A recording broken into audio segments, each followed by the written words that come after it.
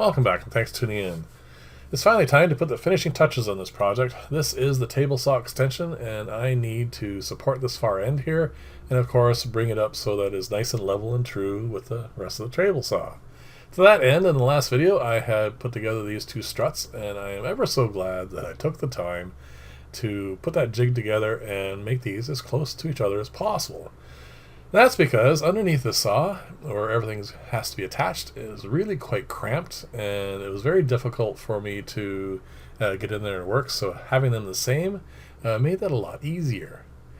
So now that I've flipped the camera around so you can see what I'm doing, I need to make two washers, and these are going to compensate for the 3/4 inch plywood difference between the two sides, and it's just a simple matter of cutting, a couple of squares, rectangles, and attaching them to the struts, and of course then drilling holes and getting them all set.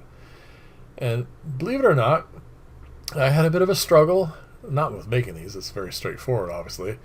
The struggle is with not going to the trouble of making these round. It doesn't make any difference whatsoever. They are perfectly fine as rectangles or squares. It's just every time I've had a washer it's always been round, and I thought, well, I can put these on the lathe and round them out, but I resisted. I didn't go to all that extra trouble, and it certainly was not necessary at all. And actually, in the end, it turned out to be beneficial that I didn't. You're going to see as it comes up, I'll point it out. But the fact that these have a corner to them came in handy for lining things up, and I'll show that as it comes along. In a lot of videos I watched, a little while ago now, it was a trend for a bit to add a little bit of salt underneath the glue so that they don't do what this is going to happen here in a couple of seconds. And I thought about it, and I've seen lately that people have stopped doing that. I'm not sure because of maybe adhesion issues or something, or maybe they just don't bother doing it anymore. But I did have to fiddle with this for, a minute or two. It wasn't a big deal. But I thought about it while I was doing this. I said, yeah, it'd be kind of nice not to have this slip around, but in the end, it was just a simple matter of just lining it up and squeezing all the glue out, and of course, getting in the position I wanted in, and then just rubbing off the excess. So I let these set for a little bit, and then I'm going to drill the hole. Now, at this point, what I thought I could do is use these holes as guides for putting these struts on. I knew it was going to be cramped on it, as I said. It's going to be quite tight under there. But I thought I had just enough room to do the work I needed to do. As it turns out, I did not. So that is one of the things I probably should have planned a little bit better, but that's fine. So you can see on the back end, I have that supported on another piece of 3/4 inch just to bring this up to level. I'm going to drill these holes out because, like I said, at this point I thought I was going to use them. As it turns out, it is completely irrelevant, but that's alright. It doesn't really matter. It doesn't change the structural integrity of this at all. But as you can see here, as I'm going to set these in place, it's going to be quite interesting. Now, I'm going to drop down. There's two different size bolts. One compensates for the extra thickness, and the one that I don't need to worry about. And this is what I need to bring up. It's only being held at the saw end, so the other side just sags down a little bit.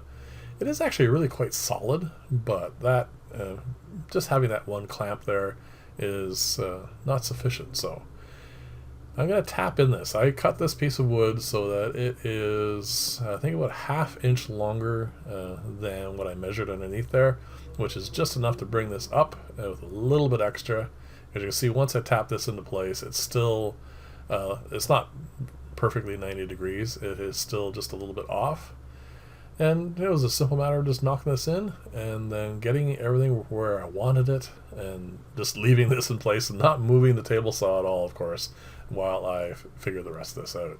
Once that's like that, it's very easy just to move this is, I think, a 7 foot or 6 foot level I have. It's one of the long ones I used when I was making aquariums, and it comes in very handy for things like this because it's basically just a nice straight edge.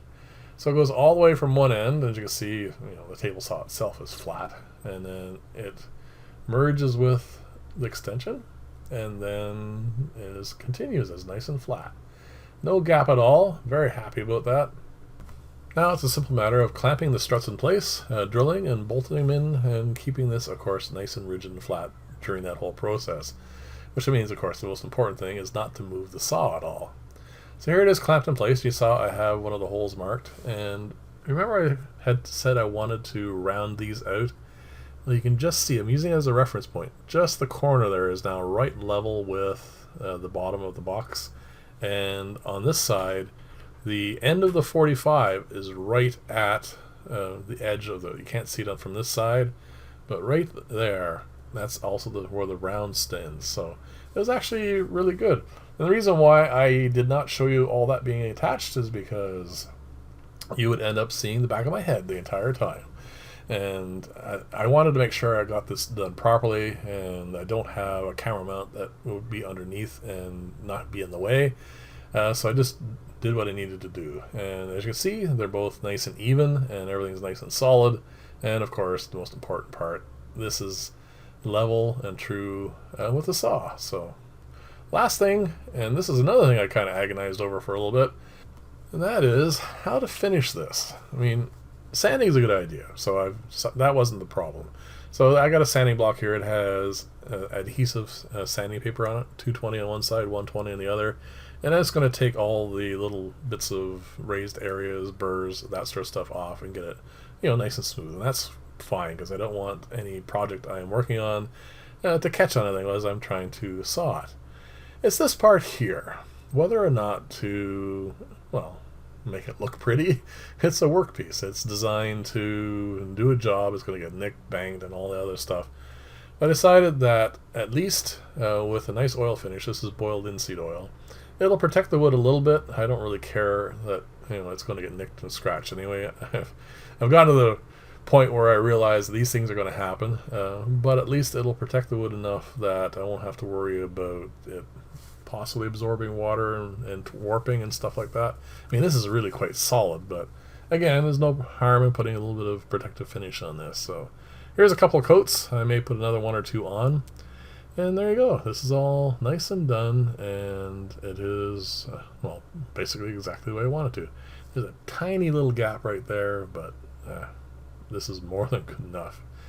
Now I need to put a fence on this. This is the next project. I want to be able to cut longer or wider pieces, and still, as you're going to see as I pan down, there's a few more things that I need to do. Thanks very much for watching. Leave comments, let me know what you think of all this, and I'll see you in the next video, and bye for now.